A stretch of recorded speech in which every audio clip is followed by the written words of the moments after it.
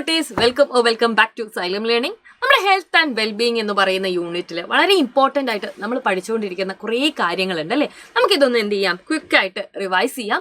Microbes എന്ന് പറയുന്ന വളരെ ഇമ്പോർട്ടൻ്റ് ആയിട്ടുള്ള ഒരു ഭാഗമുണ്ട് അല്ലേ. എന്തായിരുന്നു മൈക്രോബ്സ് എന്ന് പറഞ്ഞു കഴിഞ്ഞാൽ, മൈക്രോബ്സ് ഓർ മൈക്രോ ഓർഗാനിസംസ് അല്ലേ. മൈക്രോബ്സ് എന്നുള്ളതിന് നമ്മൾ എന്ത് ചെയ്യാറുണ്ട്, മൈക്രോ ഓർഗാനിസംസ് എന്നും പറയാറുണ്ട്. Are living organisms.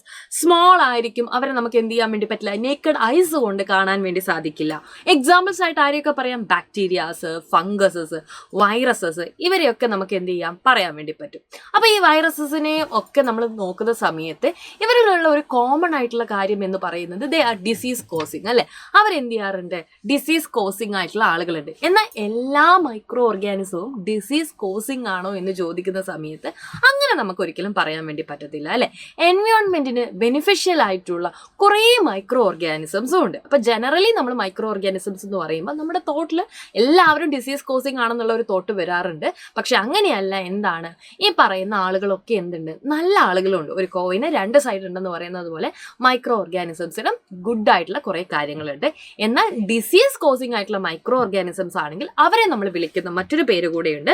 അങ്ങനെയുള്ള ആളുകളെ മാത്രം, ഡിസീസ് കോസിങ് ആയിട്ടുള്ള മൈക്രോ ഓർഗാനിസംസിനെ മാത്രം നമ്മൾ വിളിക്കുന്ന പേരാണ് പാത്തോജൻസ്. ഓക്കെ, ഇപ്പൊ പാത്തോജൻസ് എന്ന് പറയുമ്പോൾ അവരെന്തായിരിക്കും, കംപ്ലീറ്റ്ലി ഡിസീസ് കോസിങ് ആയിട്ടുള്ള ആളുകളായിരിക്കും.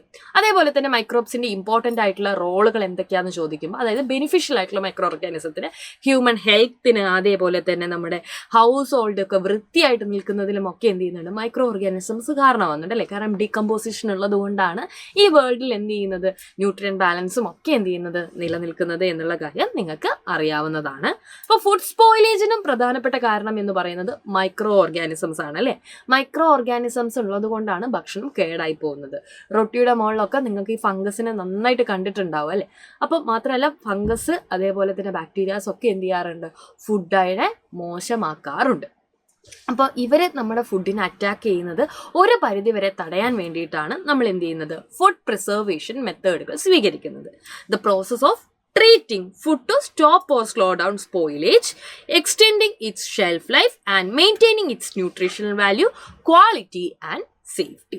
ഇത് നമുക്ക് എങ്ങനെയൊക്കെയാണ് അച്ചീവ് ചെയ്തെടുക്കാൻ പറ്റുന്നത്, by inhibiting the growth of micro organisms, enzyme and oxidation using various methods like drying, freezing, അതേപോലെ തന്നെ കാനിങ്, പാസ്ചറൈസേഷൻ. ഇതിൽ പാസ്ചറൈസേഷൻ നിങ്ങൾ നന്നായിട്ടൊന്ന് ഓർത്തു വെച്ചോളൂ. മിൽക്ക് പ്രൊഡക്ട്സിൻ്റെയും ഒക്കെ കേസസിൽ അവരിൽ മൈക്രോ ഓർഗാനിസം വന്ന് അവർ അറ്റാക്ക് ചെയ്ത് അത് സ്പോയിൽ ആവാതിരിക്കാൻ വേണ്ടിയിട്ട് നമ്മൾ നടത്തുന്ന ഒരു മെത്തേഡാണ് ഈ പറയുന്ന പാസ്ചറൈസേഷൻ. മഹാനായിട്ടുള്ള സയൻറ്റിസ്റ്റ് ലൂയി പാസ്ചർ ആണ് ഈ ഒരു മെത്തേഡ് എന്ത് ചെയ്യുന്നത്, ഇൻവെന്റ് ചെയ്യുന്നത്. ഓക്കെ, അപ്പോൾ ഫുഡ് പ്രിസർവേഷന് ശേഷം അല്ലെ നമ്മൾ റെഫ്രിജറേഷൻ എന്ന് പറയുന്ന ഒരു മെത്തേഡിനെ കുറിച്ച് നമ്മൾ വളരെ ഡീറ്റെയിൽഡ് ആയിട്ട് പഠിച്ചിട്ടുണ്ട്. വീടുകളിലൊക്കെ നമ്മൾ എന്ത് ചെയ്യുന്നുണ്ട് അല്ലെ, ഫ്രീസിങ് ചെയ്തിട്ട് ഫുഡിന് ഐറ്റംസിനെ എന്ത് ചെയ്യാറുണ്ട്, സൂക്ഷിച്ച് വെക്കാറുണ്ട്. പിന്നെ ഈ ഒരു ചാപ്റ്ററിൽ വളരെ ഇമ്പോർട്ടൻ്റ് ആയിട്ട് നമ്മൾ ടീത്ത് ആൻഡ് ചൂയിങ് എന്ന് പറയുന്ന ഒരു ഭാഗമാണ്. നമ്മുടെ ഫുഡ് കഴിക്കുന്ന സമയത്ത് അല്ലെ നന്നായിട്ട് ടീത്തുകൾ ഉപയോഗിച്ച് ചൂ ചെയ്തിട്ടാണ് നമ്മൾ ഫുഡിനെ കഴിക്കാറ്. നമ്മൾ വിഴുങ്ങിയിട്ടല്ലല്ലോ അല്ലെ, നല്ല പോലെ എന്ത് ചെയ്യാറുണ്ട്, കഴിക്കാറുണ്ട്. Types of human teeth, incisor, canine, premolar, molar എന്ന് പറയുന്ന ഹ്യൂമൻ ടീത്തിനെ കുറിച്ചും നമ്മൾ ഈ ചാപ്റ്ററിൽ വളരെ ഇമ്പോർട്ടൻ്റ് ആയിട്ട് ഡിസ്കസ് ചെയ്തിട്ടുണ്ട്. ഡെന്റൽ ഹൈജീൻ എന്ന് പറയുന്ന അല്ലെ ഒരു കാര്യം നിങ്ങൾ ശ്രദ്ധിച്ചിട്ടുണ്ടോ എന്ന് അറിയത്തില്ല. കുറേ ആളുകൾക്കെങ്കിലും ഇക്കൂട്ടത്തിൽ എനിക്കറിയാം പല്ലുവേദന എടുത്ത് രാത്രി കരയുന്ന കൂട്ടുകാരായിരിക്കും അല്ലെ. ഒരു 7th 8th സ്റ്റാൻഡേർഡ് വരെയൊക്കെ കോമൺ ആയിട്ട് കാണാറുണ്ട് കുട്ടികളിൽ. അപ്പോൾ നിങ്ങൾക്ക് ഈ സമയത്ത് കുറേ മാറ്റങ്ങൾ നിങ്ങളുടെ ഡെന്റലുമായിട്ട് ബന്ധപ്പെട്ട് നടക്കാറുണ്ട്. അപ്പോൾ ഓറൽ ഹൈജീൻസ് മെയിൻറ്റെയിൻ ചെയ്യുക എന്നുള്ളത് വളരെ ഇമ്പോർട്ടൻ്റ് ആയിട്ടുള്ള ഒരു കാര്യമാണ്. നന്നായിട്ട് ബ്രഷ് ചെയ്യുക, അതേപോലെ തന്നെ നമ്മൾ കഴിക്കുന്ന ഒരുപാട് ഭക്ഷണങ്ങളുണ്ട് അല്ലേ, ആ ഭക്ഷണങ്ങളുടെ ഒക്കെ അവശിഷ്ടങ്ങൾ പള്ളിയിലൊക്കെ കുടുങ്ങി കിടന്നു കഴിഞ്ഞാൽ നമ്മൾക്ക് ടൂത്ത് ഡീക്കേ ഉണ്ടാവാൻ സാധ്യതയുണ്ട്. ലാക്റ്റിക് ആസിഡ് മൂലമാണ് ടൂത്ത് ഡീക്കേ ഒക്കെ ഉണ്ടാവുന്നതെന്ന് നമ്മൾ പറഞ്ഞിട്ടുണ്ടായിരുന്നു. സോ ഇത്രയും കാര്യങ്ങളാണ് ഈ ചാപ്റ്ററിൽ നമ്മൾ ഡീറ്റെയിൽഡ് ആയിട്ട് ഡിസ്കസ് ചെയ്യുന്നത്.